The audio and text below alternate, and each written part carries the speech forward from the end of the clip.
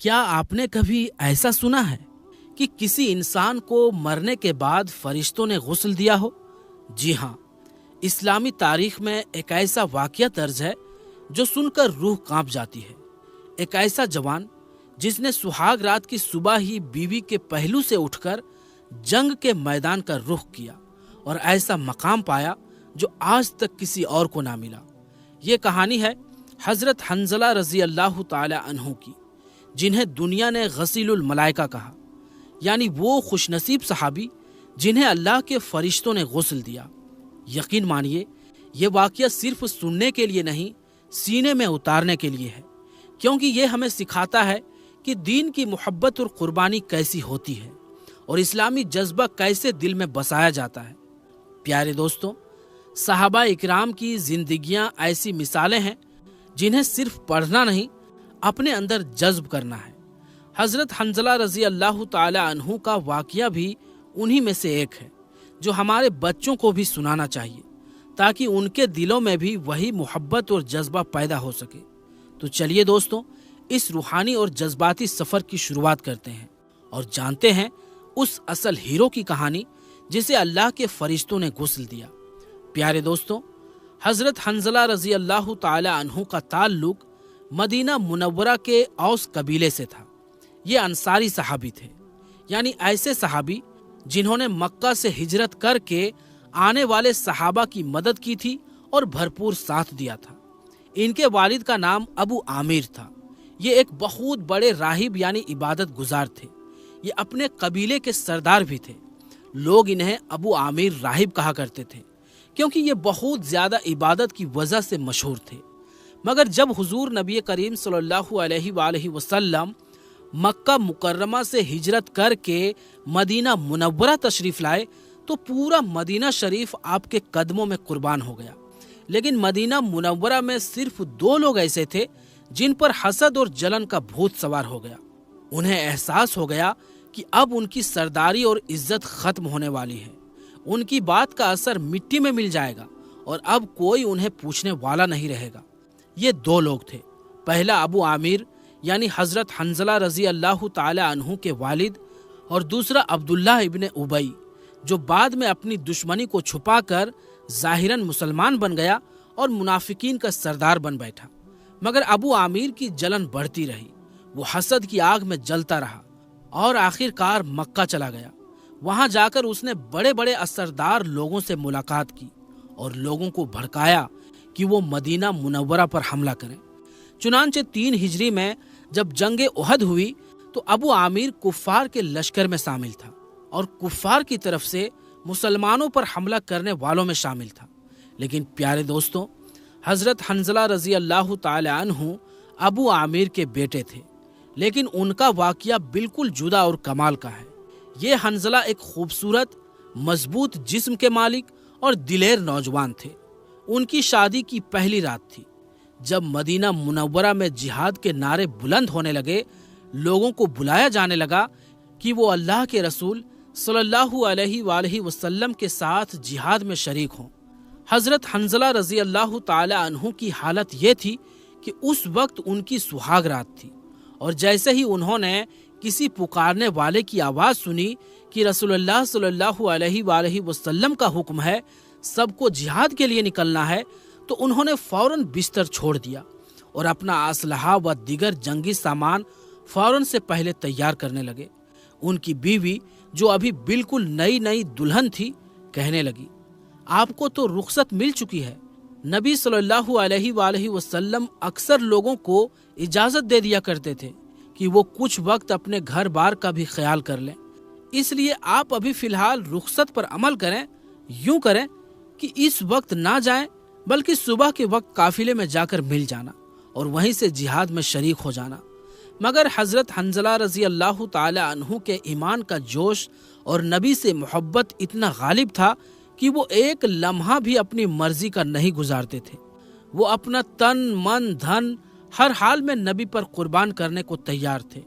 ذرا آپ خود سوچئے، جس کو اجازت حاصل تھی، جسے صبح تک قافلے میں شامل ہونا تھا، جس کی سہاگ رات تھی، جس کی بیوی منع کر رہی تھی، مگر پھر بھی اس شخص کا ایمان اتنا پختہ اور مضبوط تھا کہ اس نے اپنی نئی نویلی دلہن کو مایوس کر دیا اور نبی کی محبت پر سب کچھ قربان کر دیا۔ وہ اسی وقت اسی حال میں جذبہ جہاد لے کر نکل پڑے۔ جب غزوہ احد ہوا تو لڑائی بے حد سخت اور گھمسان تھی۔ حضرت حنظلہ رضی اللہ تعالی عنہ نے دیکھ لیا کہ ان کے والد جو حسد کا مارا ہوا شخص تھا، جو اسلام کی ترقی کو پسند نہیں کرتا تھا، جو دین حق سے نفرت کرتا تھا، وہ بھی کفار کی صف میں شامل ہے۔ ان کا ایمانی جذبہ آسمانوں کو چھونے لگا۔ وہ بے چین ہو گئے کہ اس اسلام دشمن شخص کو میں ہی قتل کروں اور اسلام کی راہ سے ہٹا دوں۔ اسی بات کو لے کر وہ حضور صلی اللہ علیہ وآلہ وسلم کی خدمت میں حاضر ہوئے اور عرض کیا، یا رسول اللہ، مجھے اجازت دیجیے کہ میں اپنے والد کو قتل کر دوں۔ مگر نبی اکرم صلی اللہ علیہ وآلہ وسلم نے یہ بات گوارا نہ کی اور اجازت نہیں دی۔ ادھر ان کی بیوی نے اسی رات ایک عجیب و غریب خواب دیکھا۔ جب حضرت حنظلہ رضی اللہ تعالی عنہ روانہ ہو گئے تو ان کی بیوی نے اپنے قبیلے کے کچھ عزت دار لوگوں کو بلایا اور اپنا خواب بیان کیا۔ سب سے پہلے انہوں نے اپنے قبیلے کے عزت دار لوگوں سے کہا، تم سب گواہ رہو، حضرت حنظلہ میرے شوہر ہیں اور میں نے اپنی سہاگ رات انہی کے ساتھ ان کے گھر میں بسر کی ہے۔ قبیلے کے لوگ بے حد حیران ہوئے۔ انہوں نے پوچھا، تم ہمیں گواہی کے لیے کیوں بلا رہی ہو؟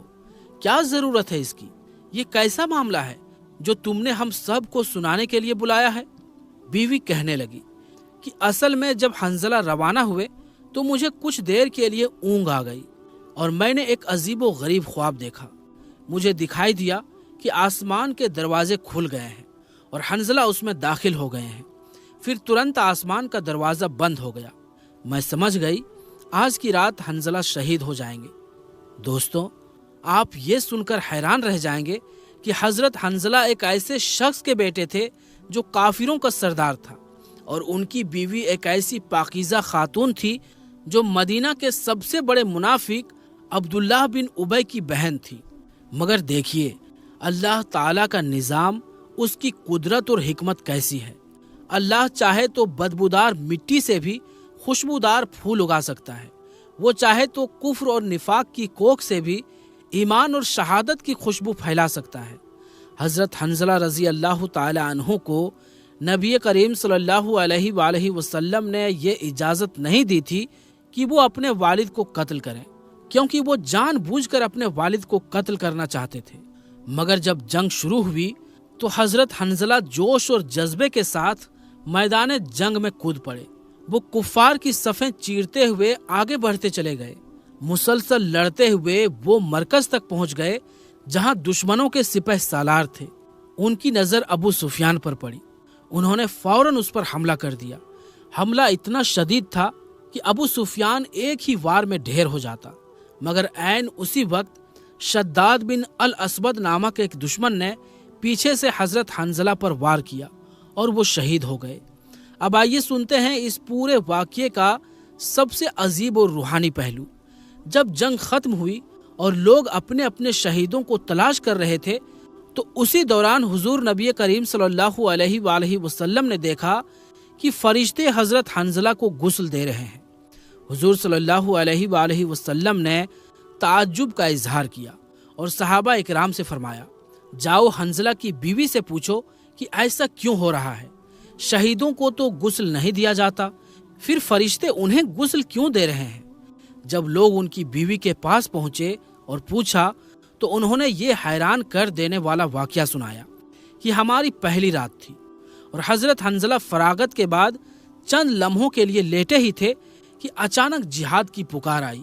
وہ جذبے اور جوش میں ایسے بے خود ہوئے کہ حالت جنابت یعنی غسل کی حالت میں ہی جنگ کے لیے نکل پڑے، کیونکہ ان کا ایمان اتنا مضبوط تھا کہ انہوں نے سوچا ابھی جا کر کافروں کو جہنم رسید کراؤں، پھر لوٹ کر غسل کر لوں گا۔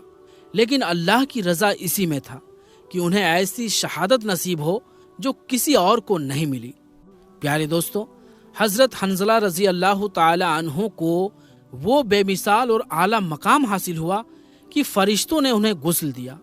حضرت ابو اسعد السعدی رضی اللہ تعالی عنہ فرماتے ہیں کہ جب ہم نے حضرت حنظلہ رضی اللہ تعالی عنہ کو اٹھایا تو ان کے سر سے پانی کی بوندیں ٹپک رہی تھی۔ دوستوں، یہی ہمارے اصلی ہیرو تھے، رسول اللہ صلی اللہ علیہ وآلہ وسلم کے سچے ساتھی، ہمارے لیے آدرش اور مثال۔ صحابہ اکرام رضی اللہ تعالی عنہم رسول اللہ صلی اللہ علیہ وآلہ وسلم کی صحبت کو ایک انمول دولت سمجھتے تھے اور آپ کی جدائی کو سب سے بڑا غم۔ ابن سعد نے طبقات میں عاصم بن محمد سے روایت کی ہے کہ میں نے جب عبداللہ بن عمر رضی اللہ تعالی عنہ کو رسول اللہ صلی اللہ علیہ وآلہ وسلم کا ذکر کرتے سنا، ان کی آنکھوں سے آنسو بہنے لگے۔ یہ وہی عبداللہ بن عمر ہے جنہوں نے اپنے نبی سے بے حد محبت کی، یہاں تک کہ کنز العمال میں آتا ہے کہ جہاں حضور نبی کریم صلی اللہ علیہ وآلہ وسلم نماز ادا فرماتے، وہیں حضرت ابن عمر رضی اللہ تعالی عنہ بھی نماز پڑھتے۔ اگر رسول اللہ صلی اللہ علیہ وآلہ وسلم کسی درخت کے نیچے ٹھہرے ہوتے تو حضرت ابن عمر رضی اللہ تعالی عنہ اس درخت کی نگہبانی کرتے اور اس کی جڑوں میں پانی ڈالتے تاکہ وہ سوکھ نہ جائے۔ عشق رسول کی ایسی مثالیں صحابہ کی زندگیوں میں بھری پڑی ہے۔ طبقات ابن سعد میں حضرت انس بن مالک رضی اللہ تعالی عنہ کا بیان ہے کہ کوئی رات ایسی نہیں گزرتی تھی جس میں نے اپنے محبوب کو خواب میں نہ دیکھا ہو۔ یہ کہتے کہتے حضرت انس رو پڑتے تھے۔ بعض صحابہ رضی اللہ تعالی عنہم کو آنکھیں کیول اس لیے عزیز تھی، یعنی پیاری تھی، کیونکہ انہی آنکھوں سے رسول اللہ صلی اللہ علیہ وآلہ وسلم کا دیدار ہوتا تھا۔ امام بخاری نے الادب المفرد میں روایت کیا ہے، ایک صحابی کی آنکھ چلی گئی، لوگوں نے انہیں تسلی دی تو انہوں نے کہا، ان آنکھوں کا اصلی مقصد تو رسول اللہ کا دیدار تھا۔ شواہد النبوہ میں علامہ جامی علیہ الرحمن نے روایت بیان کی ہے کہ جب حضور صلی اللہ علیہ وآلہ وسلم کی وفات کی خبر حضرت عبداللہ بن زید انصاری رضی اللہ تعالی عنہ کو ملی تو وہ غم میں اتنا ٹوٹ گئے کہ نابینا ہونے کی دعا مانگنے لگے کہ میرے حبیب کے بعد یہ دنیا میرے لیے قابل دید نہ رہی، انہی کے درشن کے لیے نین تھے۔ آپ اسی وقت نابینا ہو گئے۔ جب لوگوں نے پوچھا کہ ایسی دعا کیوں مانگی تو فرمایا، نگاہوں کی لذت میرے محبوب کے دیدار میں تھی، اب میری آنکھیں کسی اور کو دیکھنے کے لائق نہیں رہی۔ عشق کوئی لفظی دعویٰ نہیں بلکہ ایک ایسا جذبہ ہے جس میں عاشق اپنے محبوب پر سب کچھ قربان کر دیتے ہیں۔ عشق رسول ایک ایسی چاشنی ہے جسے جو چکھ لے وہ دنیا کے ہر درد، ہر تکلیف کو جھیل لیتا ہے، مگر محبت مصطفیٰ سے پیچھے نہیں ہٹتا۔ اس کا ذکر کرنا ہو تو حضرت بلال رضی اللہ تعالی عنہ کی زندگی سے پوچھیے۔ تپتے ہوئے ریگستان میں انہیں زمین پر لٹا دیا جاتا، چھاتی پر بھاری پتھر رکھے جاتے اور کوڑے برسائے جاتے، مگر پھر بھی وہ محبت رسول صلی اللہ علیہ وآلہ وسلم کے دامن کو نہیں چھوڑتے۔ ان کی زبان حال یہ اعلان کرتی جاتی تھی، میں مصطفیٰ کے جام محبت کا مست ہوں، یہ وہ نشہ نہیں جسے ترشی اتار دے۔ ظلم پر ظلم سہ کر بھی حضرت بلال رضی اللہ تعالی عنہ فرماتے، ظالموں، یہ تمہارا غلط ہے خیال، دامن مصطفیٰ ہاتھ سے چھوڑ دے، اتنا کمزور ایمان ہمارا نہیں۔ حضرت عمار بن یاسر رضی اللہ تعالی عنہ اور ان کے والد حضرت یاسر رضی اللہ تعالی عنہ اور والدہ حضرت سمیہ رضی اللہ تعالی عنہ اسلام کے وہ پہلے افراد میں سے تھے جن پر بہت سخت ستم ڈھائے گئے۔ حضرت عمار رضی اللہ تعالی عنہ کو آگ کے دہکتے ہوئے انگاروں پر پیٹھ کے بل لٹایا جاتا، اتنا ظلم کیا جاتا کہ جسم کی کھال تک جل جاتی، یہاں تک کہ ایک مرتبہ سرور کائنات صلی اللہ علیہ وآلہ وسلم نے یہ دردناک منظر دیکھا تو تسلی دیتے ہوئے فرمایا، اے انگاروں، آج تم عمر کے لیے ٹھنڈک اور سلامتی بن جاؤ جیسے تم ابراہیم علیہ السلام پر بنے تھے۔ بس اسی وقت آگ ٹھنڈی پڑ گئی۔ مکہ کی سرزمین پر اسلام کی پہلی شہید حضرت سمیہ رضی اللہ تعالی عنہا کا خون آج بھی اسلام کی سچائی کی گواہی دے رہا ہے۔ حضرت خباب بن ارت رضی اللہ تعالی عنہ کی جلی ہوئی پیٹھ یہ اعلان کر رہی ہے، اشک غم پیتے رہے، داد وفا دیتے رہے، ہم چراغوں کی طرح جل کر ضیاء دیتے رہے۔ عشق رسول صلی اللہ علیہ وآلہ وسلم کی حقیقت پوچھنی ہو تو حضرت خبیب بن عدی رضی اللہ تعالی عنہ کی شہادت سے پوچھیے، جنہیں سولی پر چڑھایا گیا، لوہے کی کیلوں سے ان کے ہاتھ پاؤں باندھے گئے، لیکن ان کے آخری الفاظ کیا تھے؟ یا اللہ، کوئی ایسا شخص ہوتا جو تیرے رسول صلی اللہ علیہ وآلہ وسلم کو میرا آخری سلام پہنچا دیتا۔ اللہ تعالیٰ نے ان کی یہ تمنا قبول فرما لی۔ خبیب رضی اللہ تعالی عنہ مقام سولی سے سینکڑوں میل دور مدینہ منورہ میں رسول اللہ صلی اللہ علیہ وآلہ وسلم نے فرمایا، وعلیکم السلام یا خبیب رضی اللہ تعالی عنہ، اور آپ کی آنکھوں میں آنسو آ گئے۔ پھر فرمایا، اللہ نے خبیب رضی اللہ تعالی عنہ کا سلام مجھ تک پہنچا دیا ہے۔ اس واقعے کو علامہ جامی رحمۃ اللہ علیہ نے اپنی کتاب شواہد النبوہ میں نقل فرمایا ہے۔ یہ سب واقعات ہمارے لیے صرف تاریخ نہیں بلکہ سبق ہے، خاص کر آج کے دور میں جب مال و متاع اور دنیا کی محبت انسان کے دل و دماغ پر چھا چکی ہے۔ ایسے میں عاشقان رسول کی زندگیاں ہی مومن کے دل و روح کو تازگی اور جوش بخشتی ہے۔ اگر تاریخ عالم میں عشق و محبت کا کوئی سب سے حسین اور روشن باب ہے تو وہ حیات الصحابہ کا باب ہے، جنہوں نے اپنا تن من دھن سب کچھ اللہ اور رسول صلی اللہ علیہ وآلہ وسلم کے عشق میں قربان کر دیا، مگر کبھی بھی رسول اللہ صلی اللہ علیہ وآلہ وسلم کی پاک شان پر کوئی داغ آنے نہیں دیا۔ وہ مارے گئے، سولی پر لٹکائے گئے، زندہ جلائے گئے، مگر دامن مصطفیٰ کو نہیں چھوڑا۔ ان کی زندگیاں ایک پیغام دیتی ہے۔ آتش عشق نبی میں جل کر سکون پانے کا نام زندگی ہے، اور آپ صلی اللہ علیہ وآلہ وسلم پر قربان ہو جانے کا نام صحابہ اکرام کی زندگی ہے۔ آج ہم سے اسی طرز حیات کا مطالبہ کیا جا رہا ہے۔ قوت عشق سے ہر پست کو بالا کر دے، دہر میں نامہ محمد صلی اللہ علیہ وسلم سے اجالا کر دے۔ آخر میں دعا ہے کہ یا اللہ، ہمیں بھی صحابہ اکرام رضی اللہ تعالی عنہم کے نقش قدم پر چلنے کی توفیق عطا فرما، اور ہمارے دلوں کو محبت رسول سے روشن کر دے۔